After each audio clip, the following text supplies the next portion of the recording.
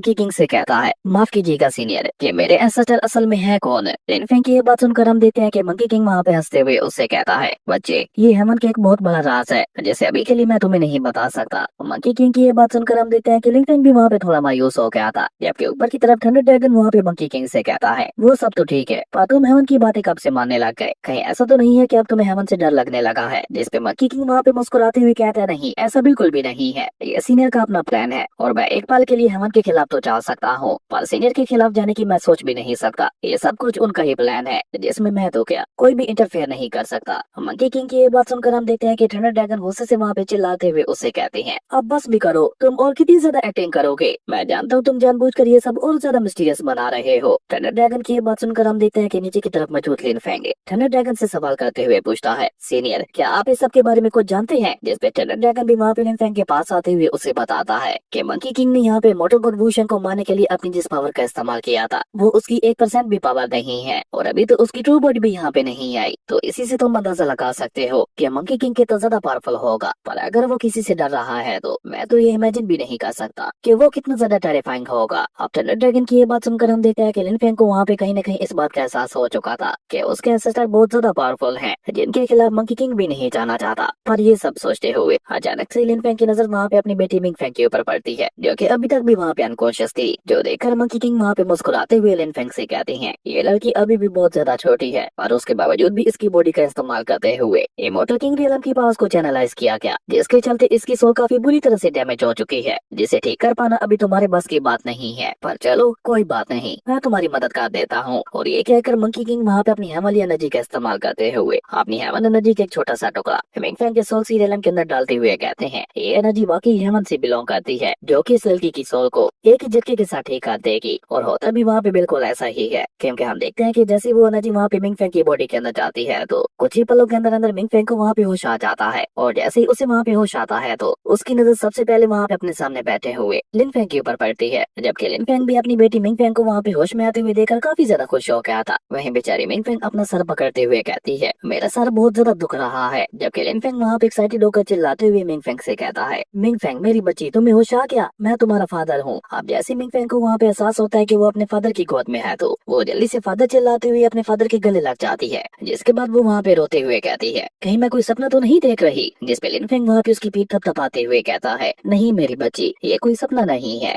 जिसके बाद लिन फेंग वहाँ पे अपनी दूसरी बेटी मिंग फेंग को भी वहाँ पे बाहर निकाल लेता है, जिसकी नजर जैसी वहाँ पे अपनी छोटी बहन मिंग फेंग के ऊपर पड़ती है तो वो जल्दी से वहाँ पे लिटिल सिस्टर चिल्लाते हुए जाकर सीधा मिंग फेंग के गले लग जाती है। और दोनों ही बहनें वहाँ पे एक दूसरे से मिलकर रोने लगी थी, जहाँ पे मिंग फेंग उससे माफी मांगते हुए कहती है, मेरी बहन मुझे माफ कर देना, ये सारी मेरी ही गलती है जो मैं तुम्हारी हिफाजत नहीं कर सकी। जिसपे मिंग फेंग उससे वहाँ पे तसल्ली देते हुए कहती है, नहीं नहीं, इसमें तुम्हारी कोई भी गलती नहीं है और जो होना था वो तो हो गया, देखो अब मैं तुम्हारे सामने बिल्कुल ठीक ठाक खड़ी हूँ। और ये कहते हुए वो वहाँ पे अपनी बड़ी बहन मिंग फेंग के आंसू भी साफ कर देती है और उसी के साथ साथ उसे वहाँ पे अपने आने का मकसद भी याद करवाते हुए कहती है, भूलो बात, हम यहाँ पे अपने डैड को ढूंढने के लिए आए थे ताकि वो हमारे साथ चलकर उन बुरे लोगों से मिंग कैन और हमारी माँ को बचा सके। मिंग फेंग की ये बात सुनकर हम देखते हैं कि मिंग शेन भी वहाँ पे सीरियस होते हुए हमें अपना सर हिला देती है, जिसके बाद लिन फेंग वहाँ पे मंकी किंग का शुक्रिया अदा करते हुए उनसे कहता है, शुक्रिया सीनियर, मैं लिन फेंग आपके इस एहसान का बदला कभी नहीं भूलूंगा। और अभी लिन फेंग वहाँ पे ये सब कह ही रहा था कि तभी थंडर ड्रैगन उसे वहाँ पे बीच में ही रोकते हुए कहते हैं, तुम्हें इस मंकी का शुक्रिया अदा करने की कोई भी जरूरत नहीं है, क्योंकि ये यहाँ पे अपने मतलब के लिए सिर्फ तुम्हारी मदद कर रहा था, क्योंकि ये मंकी जानता है तुम्हारे पीछे कोई बहुत ज्यादा पावरफुल पर्सन मौजूद है, इसलिए बस ये यहाँ पे तुम्हें इम्प्रेस करने के लिए ये सब कर रहा था ताकि फ्यूचर में ये इस बात का फायदा उठा सके।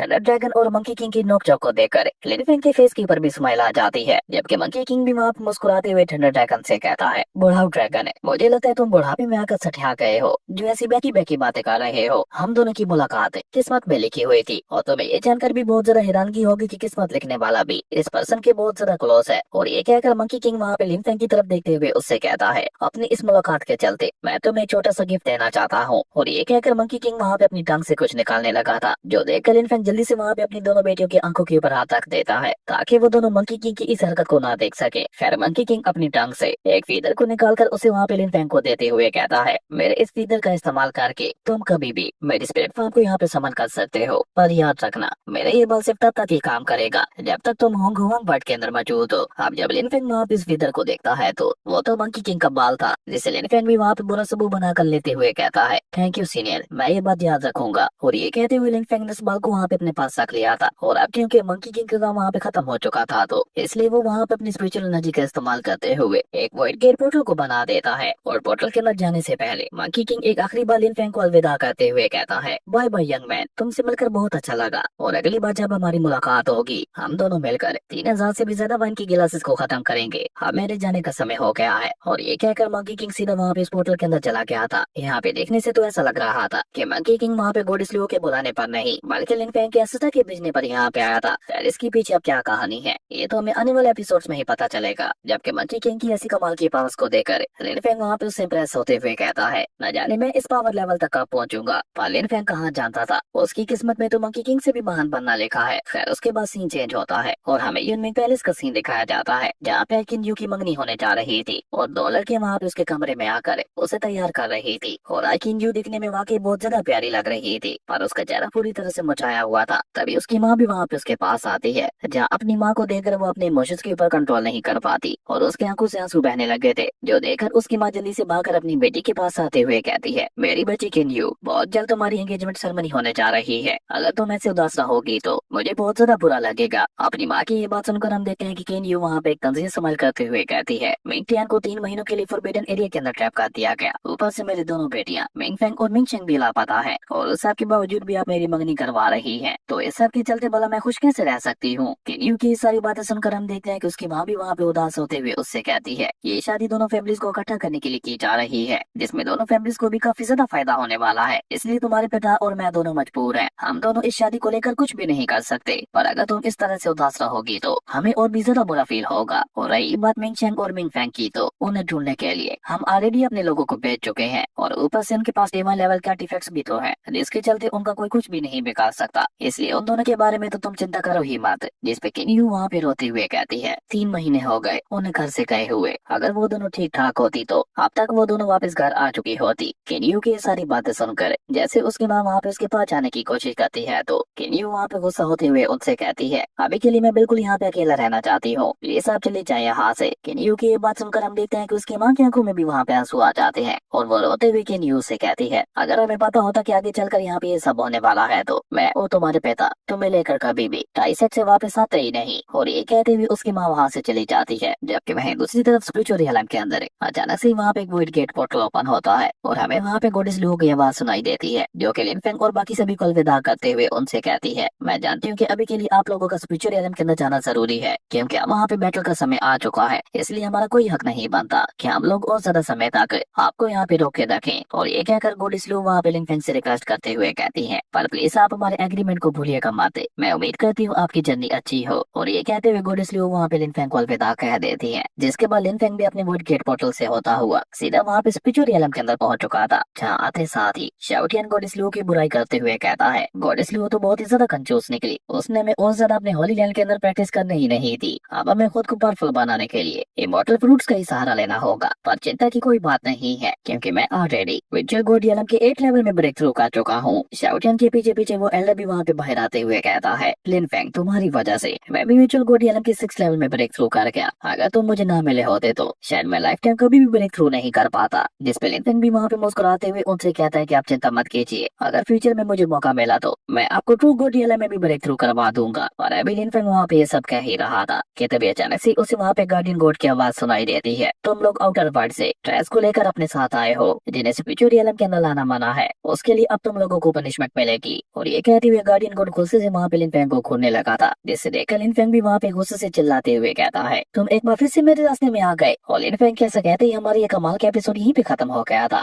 दोस्तों अगर आपको ये वीडियो अच्छी लगी तो लाइक कर दें और अगर चैनल पे नए आए हो तो सब्सक्राइब करते जाना। तो मिलते हैं एक नई वीडियो में, तब तक के लिए बाय।